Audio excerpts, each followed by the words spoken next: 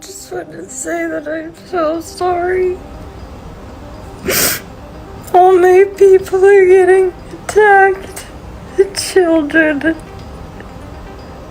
I don't understand.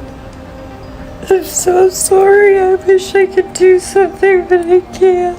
I don't know what to do. I'll try everything, I promise. I can't carry my own children. 5 words.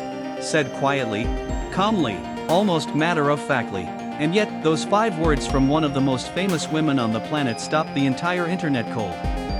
Because behind the sold-out tours, the billion streams, the makeup empire, and the smile that has graced magazine covers for 2 decades, there was a woman quietly grieving something most people never knew she'd lost. This is the story of Selena Gomez, not the pop star, not the actress, not the billionaire beauty mogul. This is the story of a woman who had to reimagine everything she thought her future would look like. And somehow found a way to make it even more beautiful than she imagined. Stay with us, because this one matters. It was early 2024 when Selena Gomez sat down for what many are now calling one of the most emotionally raw celebrity interviews in recent memory. Speaking candidly, the way Selena has always done, even when the world wasn't ready to hear it, she revealed something she had been carrying privately for years. The medications she takes to manage her lupus, the same medications keeping her alive and her body functioning, make it unsafe for her to carry a pregnancy. She didn't cry when she said it. She didn't perform grief for the camera. She said it the way someone says something they've already spent 1,000 nights making peace with. Asterisk, I can't carry my own children. And just like that, a new layer of Selena Gomez was visible to the world. But here's what most people missed in the immediate rush of headlines and reaction videos. This wasn't a sudden revelation. This was the endpoint of a journey that began over a decade ago, a journey through pain, fear, loss, and ultimately, transformation. To understand what that moment really meant, we have to go back, way back. Selena Gomez was 22 years old when she was diagnosed with lupus. 22. An age when most people are figuring out their first apartment or their college major, Selena was learning what it meant to have an immune system that attacks itself. Lupus is a chronic autoimmune disease. The body, for reasons science still doesn't fully understand, begins treating its own healthy tissue as the enemy. Joints, skin, organs, the kidneys, the heart, everything becomes a potential battlefield. For Selena, the disease was aggressive. She went public with the diagnosis in 2015, after quietly disappearing from the spotlight to undergo chemotherapy, a treatment not just for cancer, but used for severe autoimmune conditions as well. The internet had noticed her absence. The tabloids had speculated, but nobody had guessed the truth. She came back, she toured again, she released music, she smiled, and most people thought the chapter was closed. It wasn't. By 2017, Selena's kidneys were failing. Her lupus had attacked them so severely that her body could no longer sustain itself. She needed a new kidney, or she was looking at a life tethered to dialysis machines, or worse. Her best friend, Francia Raísa, donated one of her own kidneys. Let that sink in for a moment. Her best friend gave her an organ, went under anesthesia, offered her own body on the operating table because Selena needed it to live. In a world where we throw around the word friendship for social media followers and people we've met twice at a party, Francia Raísa redefined what that word means. The surgery was a success. Selena recovered. But here's what a kidney transplant means long-term, and why it becomes the key to understanding everything that comes after. Transplant recipients must take immunosuppressant drugs for life. These medications suppress the immune system, preventing the body from rejecting the new organ. Without them, the body attacks the kidney and destroys it. But those same medications carry serious risks during pregnancy. Some are directly linked to fetal abnormalities. Others increase risk to the mother at levels that doctors consider dangerous.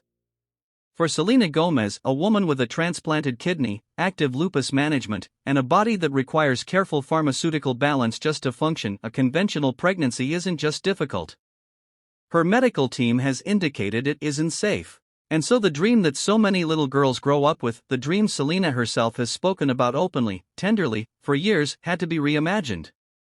But how do you reimagine something that feels so fundamental to who you thought you were going to be? If you followed Selena Gomez for any length of time, one thing becomes clear very quickly: she loves children. Not in the performative, photo-op way that celebrity culture sometimes manufactures. Genuinely, visibly, deeply. She has spoken in interviews over the years about wanting to be a mother with a kind of earnestness that's rare to hear from someone so famous. She didn't hedge it or qualify it. It wasn't a someday, maybe. It was a when. She grew up in Grand Prairie, Texas, raised largely by a young single mother named Mandy, who had Selena at just 16 years old. That bond, that tight, fierce, young mother-daughter relationship, shaped Selena's entire understanding of what family means. She has talked about her little sister Gracie, born in 2013, with the kind of love that sounds almost maternal itself. Watching Selena talk about Gracie in interviews isn't watching a celebrity talk about a sibling. It's watching someone who already knows how to love a child completely. And then her body told her, not like this. Now, here's the part of this story that most documentary coverage has glossed over.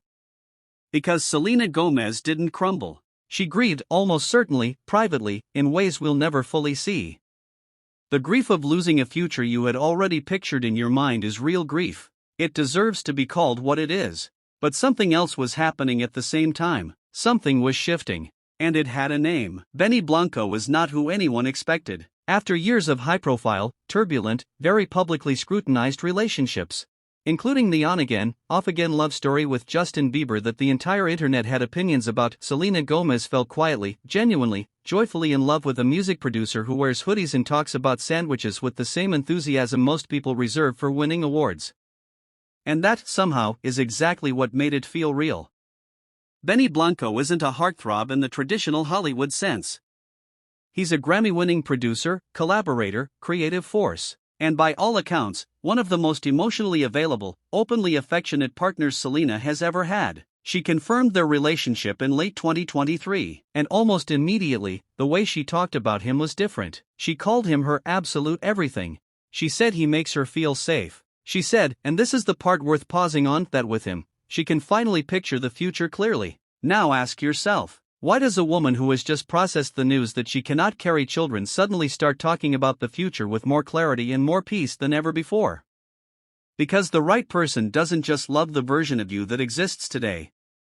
The right person loves with you into the uncertainty, into the reimagined plans, into the version of the future that looks different from what you once drew in your mind but feels, somehow, more honest. Selena has spoken, carefully, warmly, about the possibility of adoption and surrogacy. About the fact that becoming a mother does not require a specific biological path. About the fact that a child who needs a family and a woman who has more than enough love to give are, in the most important sense, already a match. And Blanco, from everything that has been shared publicly, isn't just supportive of that vision. He shares it. Here is what Selena Gomez's story is actually about. It is not about a diagnosis. It is not about a limitation. It is not even, really, about what she cannot do. It is about a woman who has spent her entire adult life being handed circumstances she did not choose and choosing, every single time, to respond rather than disappear. She was a child star who could have fractured under the pressure. She didn't. She was diagnosed with a life-altering disease at 22. She kept going. She lost kidney function and needed a transplant. She recovered. She managed her mental health publicly, checking herself into treatment for anxiety and depression. At a time when the conversation around celebrity mental health was still largely met with ridicule, she started the conversation anyway. She built Rare Beauty into one of the most successful cosmetic brands in the world and channeled its proceeds into mental health initiatives that have now donated tens of millions of dollars to the cause. And now, faced with the quiet, private grief of learning that the path to motherhood she had imagined is closed, she is doing what Selena Gomez has always done. She is finding a new path. She is redefining what family means, not because she has to settle, but because she is wise enough now to know that love is not diminished by the road it takes to arrive. There are children in this world who need exactly the kind of home that Selena Gomez would build. Warm, fierce, creative, full of music and laughter, and the particular kind of strength that only someone who has survived hard things can model for a child who is also learning how to survive. That is not a consolation prize. That is a calling. I can't carry my own children. She said it calmly. Because she already knew, even in the moment she said it, that the sentence didn't end there. The sentence ended with, but I am going to be somebody's mother. And I am going to love them in a way that makes the how completely irrelevant. Asterisk, she didn't say those words out loud. But everything about the way she's living says it loudly enough. Selena Gomez is 32 years old. She has survived more in those 32 years than most people encounter in a lifetime, and she is, by her own account, happier now than she has ever been. That is not despite everything she has been through. It is because of it, because every hard thing she survived made her less afraid of the next one. And every time she chose honesty over performance, she built something more durable than fame. She built herself. If you've made it to the end of this video, there's something I want to leave you with, not just about Selena, but about any of us who have had to quietly let go of a version of the future we thought was ours. The plane you had to release might be making room for something your younger self wouldn't have even known how to dream. So here's what I want to know, and I genuinely want to read your answer in the comments. Has there ever been a moment in your life when losing something you thought you needed led you to something better than you ever expected? Because if Selena's story tells us anything, it's that the answer to that question, for most of us, is yes.